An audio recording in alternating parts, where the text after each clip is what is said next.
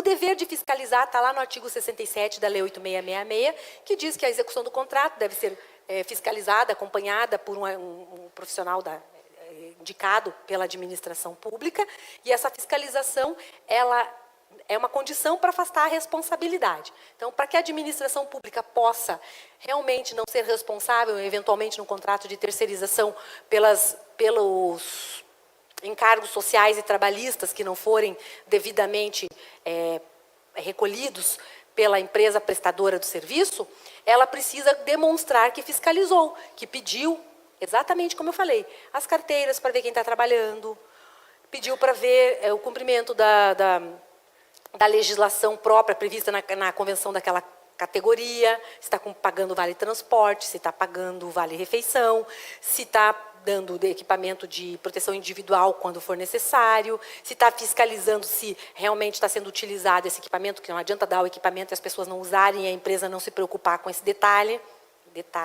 né? E, então, é preciso verificar tudo isso, fiscalizar para ver se está sendo executado satisfatoriamente. É uma condição para que não haja responsabilidade para a administração pública e, portanto, para o gestor público. Mas é importante dizer que se ele fiscalizar corretamente, então, aquela coisa afasta a responsabilidade. É quase que dizer assim, não surge a responsabilidade, né? Não surge a responsabilidade, porque fiscalizou. Se tiver agora uma fraude, aí também você não vai poder, né, ficar questionando isso. Não, por isso que, às vezes, mesmo você fiscalizando corretamente, às vezes surge lá na frente algum problema que a administração possa ter que responder, mas ela vai dizer, não, eu não tenho nada, eu não tenho responsabilidade nenhuma sobre isso, eu fiscalizei corretamente, está tudo certinho. Agora, se ele fraudou o INSS, aí eu já não tenho também como me responsabilizar pelo ilícito de terceiro. Tá? Então, isso é importante, a fiscalização bem feita.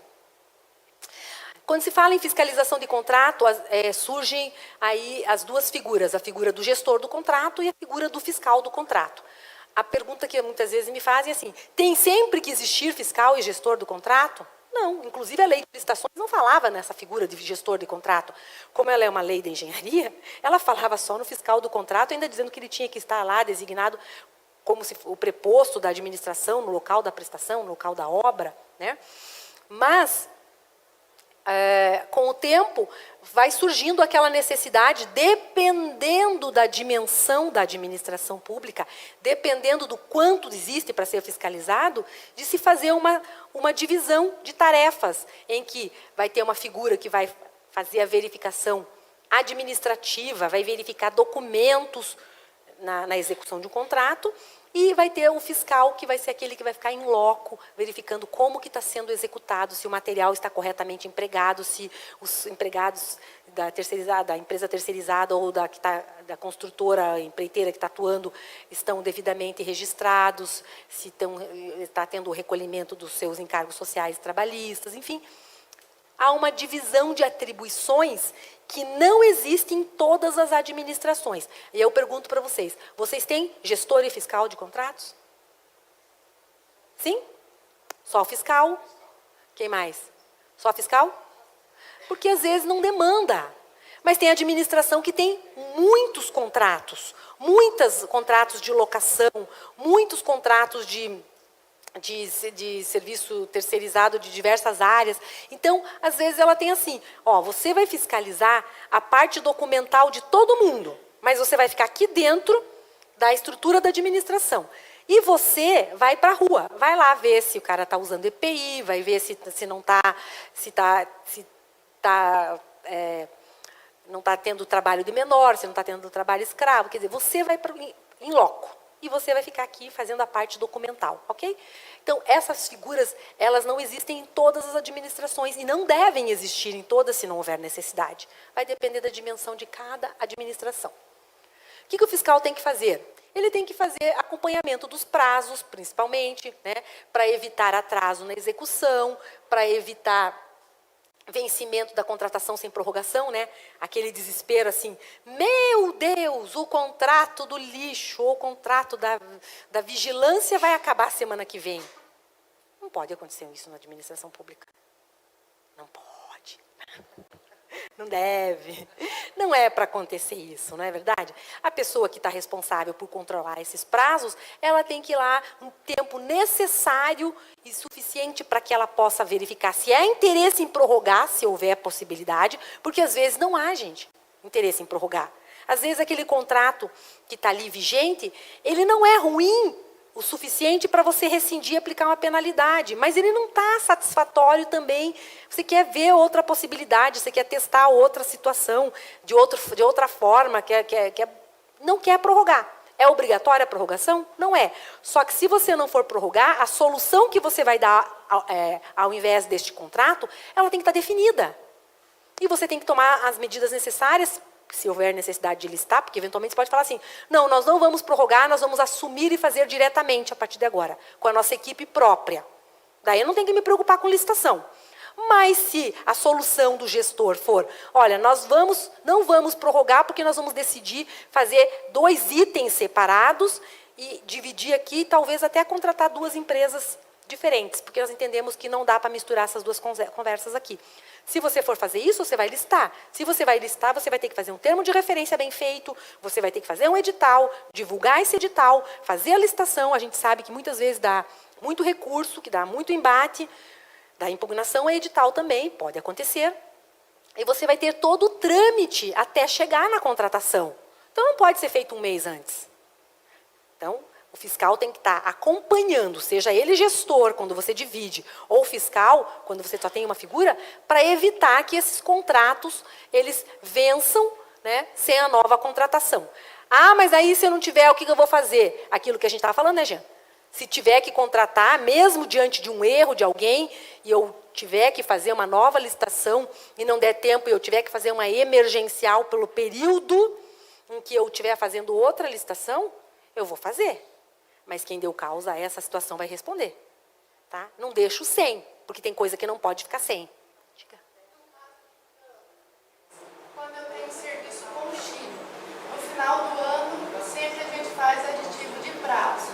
Daí, no começo do ano, o outro presidente tem que ratificar o aditivo do prazo dessa contribuição. Não. O que uma autoridade já definiu, se já está prorrogado o contrato, você fala para mim, eu faço aditivo, então já aconteceu. Acabou, aconteceu. Ah, mas o outro não queria assim. A continuidade existe na gestão. E não é assim, aqui agora sou eu que mando, só fica o que eu quiser. Tem um contrato vigente, o contrato é válido, está tudo certinho, eu posso odiar o contratado. Se ele está cumprindo satisfatoriamente, não é princípio, não é a vontade do pessoal do presidente, ou seja lá qual for o gestor, que vai prevalecer. Né? Então, está executando satisfatoriamente, ninguém precisa ratificar nada. As sanções têm que estar estabelecidas no termo de referência que vai fazer parte do edital. Mas por quê? Não é só eu copiar da 8666, advertência, suspensão do direito de licitar e contratar por até 2 anos, ou declaração de inidoneidade, ou impedimento de licitar e contratar se for da 10.520, se for um pregão. Não. Porque eu preciso definir de forma clara, para aquele contrato, quais são as consequências. Ok? Então, principalmente no que se refere à multa. Tá? Porque a multa, ela vai variar conforme o objeto que eu estou contratando e o resultado danoso que o inadimplemento pode gerar. E um exemplo bom para vocês é, às vezes, você tem lá uma licitação de medicamento, até como ela estava falando, em que eu tenho uma licitação por lotes. E numa delas eu tenho um medicamento mais simples, de uso contínuo, de uso mais... que não tem assim aquela paracetamol, uma medicação assim que não envolve nenhum risco para ninguém. Tá? Aqui. E do outro lote eu tenho lá uma medicação que é assim, tem uma criança ou várias pessoas que precisam daquele medicamento, que se elas não tomarem, elas podem morrer. Se o fornecedor atrasa paracetamol, é uma consequência. Se ele atrasa aquele outro grupo de medicamentos, é outra. Então, eu tenho que aplicar uma penalidade mais severa para aquele que gera um resultado mais danoso, mais gravoso, não é verdade? Eu não posso aplicar a mesma penalidade para aquele que atrasa. Ah, mas a conduta é a mesma, ambos atrasaram 10 dias. Ok, só que quando um atrasou 10 dias, o resultado, prejuízo que ele pode causar é muito diferente do que do outro. O elevador lá, vamos supor que seja aquele exemplo do elevador. Eu tinha lá uma obra todinha dimensionada, com cronograma, tudo certinho. O elevador tem que entrar no mês de junho para essa obra ser concluída para que satisfatoriamente no prazo previsto. Tem que ser.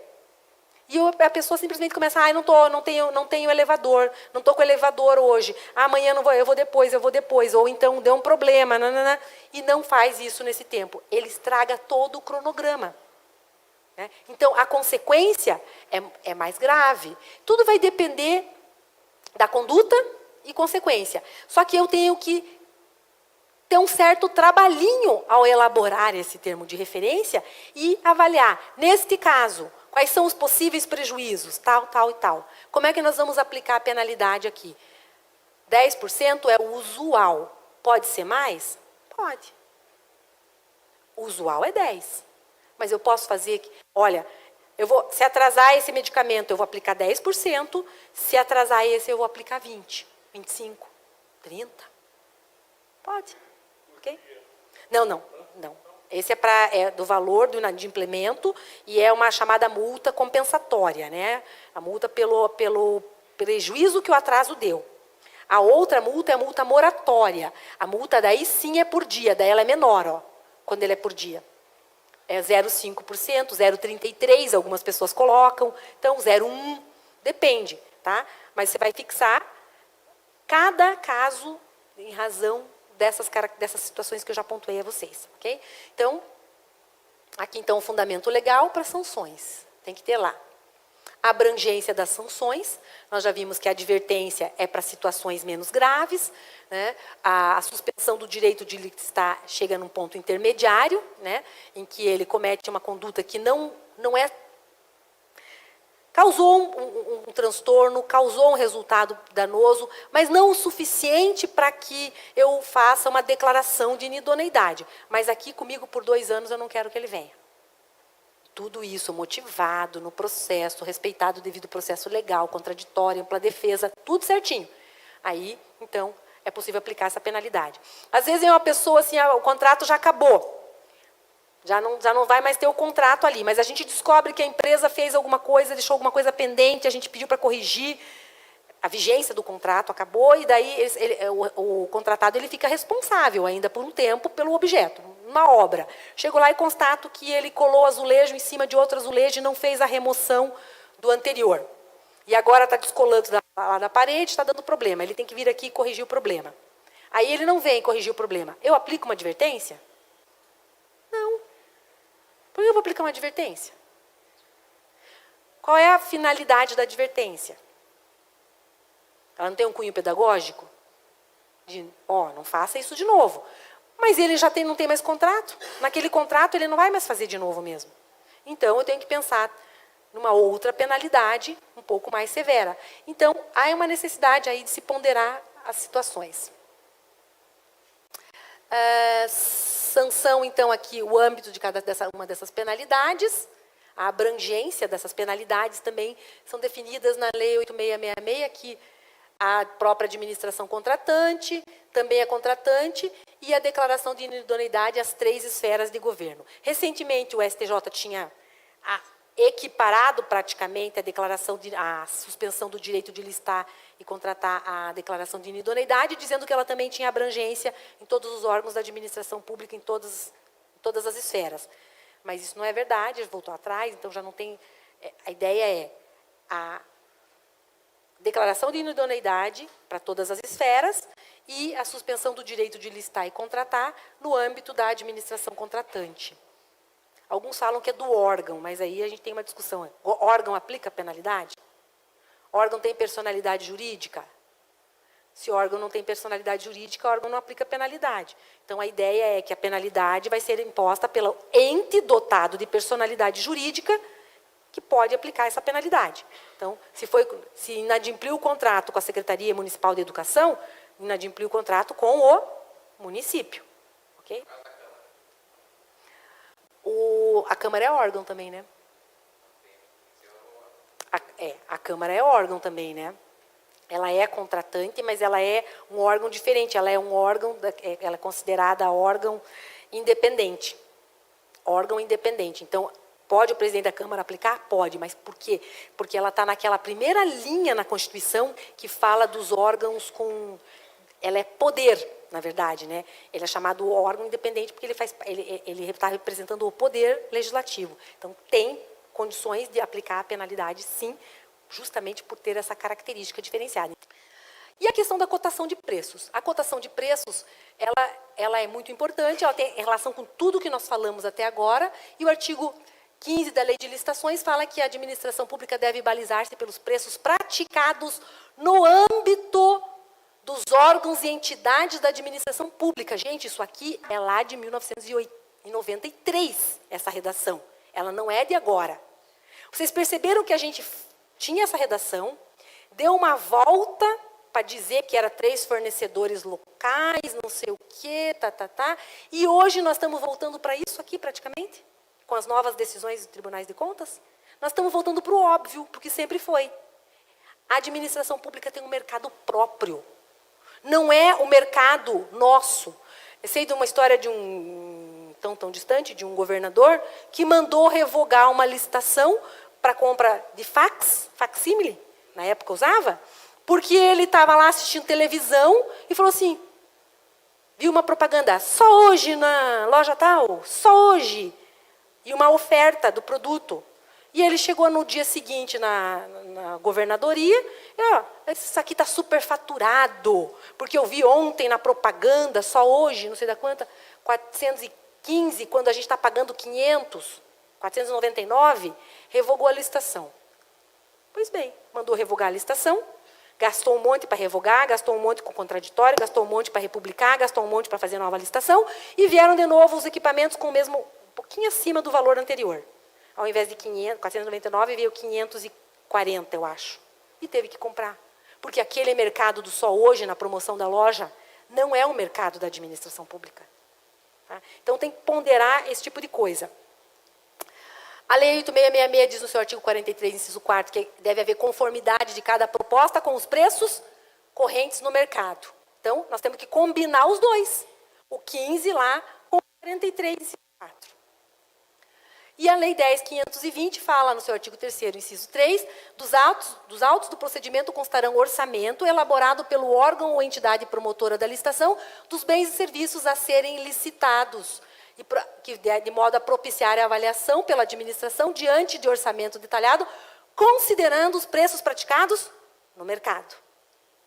Então, há um entendimento aqui que cerca de 45%, uma pesquisa que cerca de 45% do tempo que você leva numa licitação, você gasta com a cotação. Tá? Visa determinar quanto o setor público vem pagando pelo mesmo produto em condições similares. É para isso que você faz a cotação. E a economia na licitação nem sempre é real. São 3 constatações de um trabalho de pesquisa. Nem sempre é real, porque às vezes você faz a pesquisa e daí vem lá na licitação, eles baixam o preço, mas é porque quando eles estavam te fornecendo os valores para a pesquisa, eles já estavam superfaturando. Eles não falam, isso é genético, todo mundo sabe. O fornecedor não fala o preço real que vai para a licitação. Às vezes ele não quer nem fazer. E quando faz, joga lá em cima. Ele joga lá em cima, se ele for sozinho, fica lá em cima mesmo, porque a administração, se balizar só nele, vai estar com valor alto. E se não for, ele vai na disputa e vai lá para baixo, onde é o valor correto. Tá? Então, existe o preço máximo e existe o preço estimado. No Paraná, a nossa Constituição diz que tem que ter preço máximo. Tá? O preço máximo também tem que existir quando você for fazer uma licitação para instituir sistema de registro de preços. Fora isso, a gente faz preço estimado. Qual que é a grande diferença? No preço máximo, não pode passar 1 centavo. No orçamento estimado, no preço estimado, seja lá o nome que a gente der, ele admite variações desde que sejam aquelas variações dentro do mercado. Aquilo que você percebe assim, um cobra 100, o outro cobra 102, o outro 99, 89, mas não é nada discrepante, é uma coisa assim, mais tem variação e não tem percentual de variação, 10% para mais, para menos, não tem. Tá? É aquilo que é uma média do que se pratica no mercado. Ok? Então, a diferença é essa. O TCU entende que o preço máximo estimado aqui, ele deve ser, então, também divulgado no edital do pregão, porque há um entendimento de que todas as outras modalidades de licitação têm que ter orçamento estimado, mas no pregão não precisa estar no edital. Todas têm que ter. Nas demais modalidades, nas chamadas tradicionais, convite, concorrência, tomada de preço, tem que estar no edital. No pregão, há um entendimento de que não precisaria estar no edital, bastaria estar no processo. Tem que existir, mas não precisa divulgar no pregão. Mas o TCU entende que realmente mesmo no pregão, tem que constar no edital. Você tem que balizar o mercado. Aí, quando eu faço curso, assim, às vezes, só sobre pregão, a gente pode desenvolver mais esse assunto, as pessoas falam assim, eu não vou ensinar o licitante a fazer orçamento. Eu não vou dar o meu preço para ele vir lá junto no meu preço. Na verdade, gente, é assim.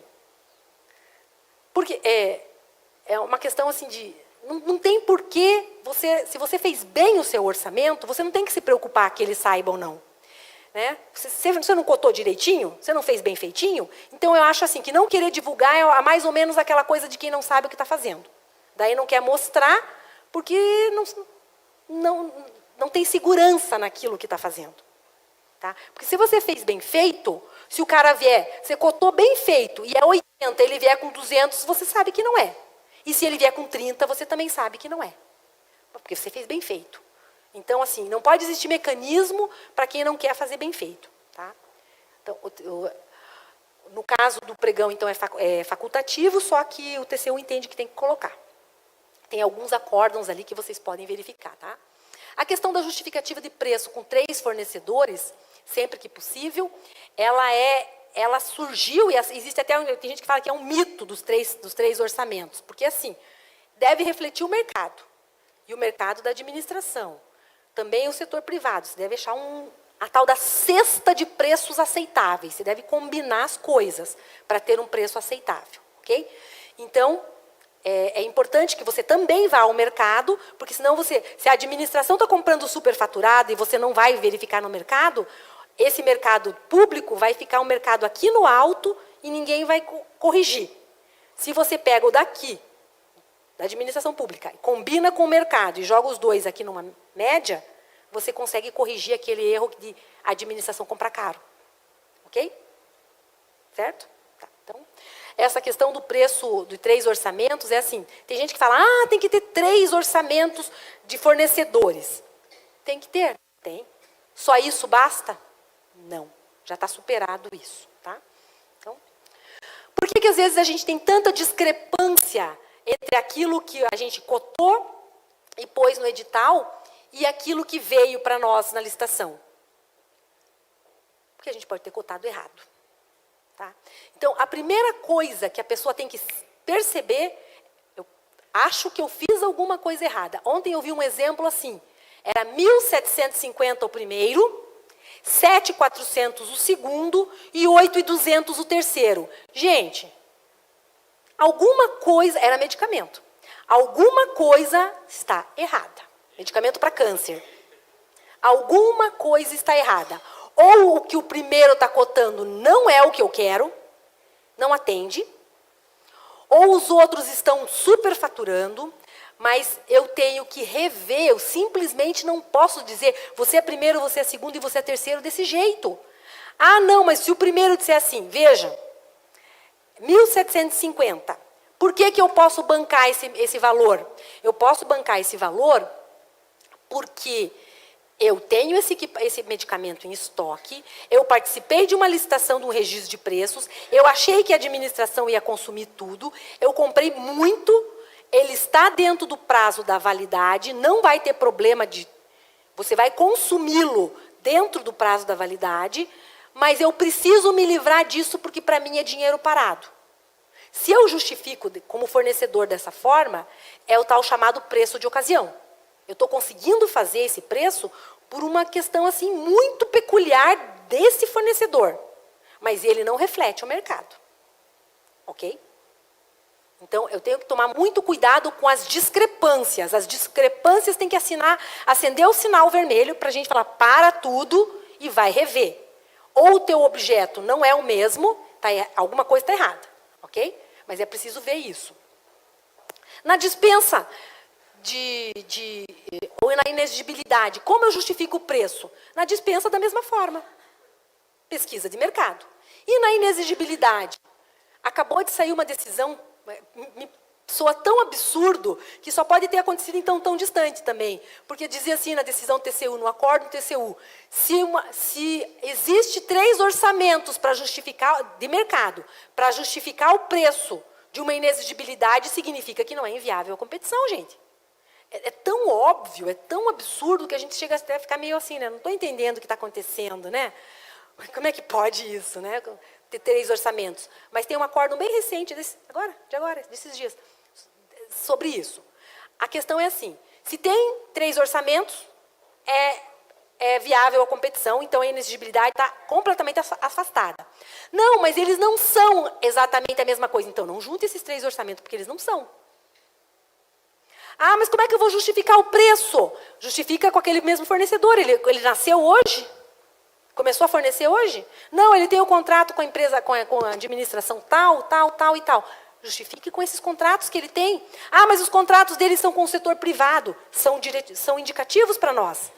Agora, se lá no setor privado ele vende a 5, ou fornece, ou executa a 50, e para você ele está colocando 500, aí também está errado. Tá tendo uma distorção aqui, um absurdo aqui. Ok? Então, tem que ter também na contratação direta. Esse acórdão diz que a pesquisa de mercado ela é inconsistente quando o orçamento base não é detalhado, quando o termo de referência é genérico, vale para tudo, não tem as peculiaridades que nós insistimos tanto até agora. Tá? Existe uma ausência de composição de custos unitários, ou o quantitativo dos itens está em desacordo. Também, gente, quando eu falo assim, eu quero fazer a pesquisa de mercado, quanto custa este passador de slide aqui? Quanto custa? Ah, ele custa R$400. Ah, mas eu quero 3.000. Ele não custa mais 400. Não, eu quero 200. Ele não custa mais 400. Tá? Então, você não pode ver quanto custa um. Você pode até falar, um custa tanto. Na economia de escala, 100 custa tanto e 200 custa tanto. Aí sim, você dá a noção de quanto é um unitário e quanto é um unitário num quantitativo maior. Aí tudo bem. Agora, simplesmente pegar o valor de um vai dar distorção. Não é verdade? Orçamento, então, com falha na pesquisa de preço. Um confronto com aquilo que já foi no passado. Eu pego uma contratação e vou fazer hoje, e vou lá na minha contratação anterior, para ver como é que foi. Ela pode ser um balizador?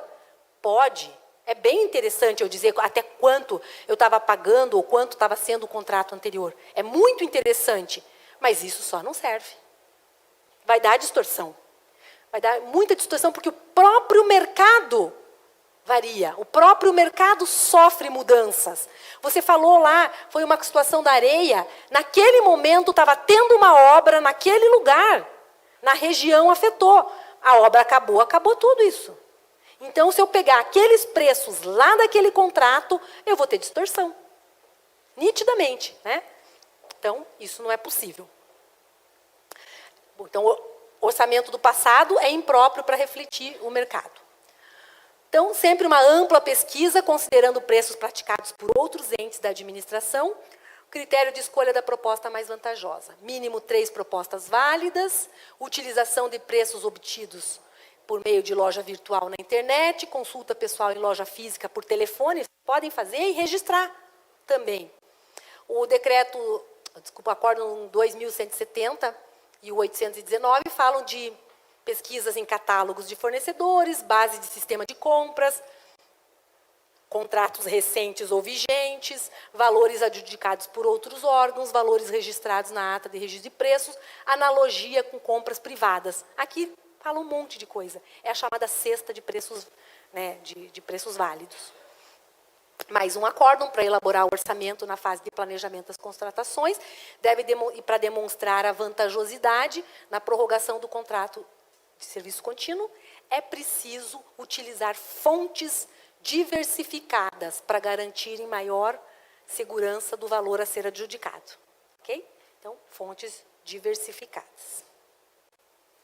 Acórdão 1445 de 2015 fala que, para fazer a orçamentação, né, nas licitações de bens e serviços, deve-se priorizar os parâmetros previstos na Instrução Normativa 5 de 2014, no portal de compras governamentais com contratações similares por outros entes, e em detrimento de pesquisa publicada em mídia especializada, sítios eletrônicos especializados de amplo domínio, e pesquisa com fornecedores deve ser subsidiária e suplementar. Entenderam aqui?